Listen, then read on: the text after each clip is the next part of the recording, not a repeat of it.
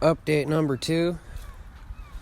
Radiator is out. Here's your lower radiator hose, water pump, upper radiator hose. She's sitting over here.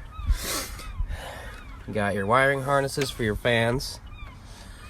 You got lower transmission cooler, upper transmission cooler.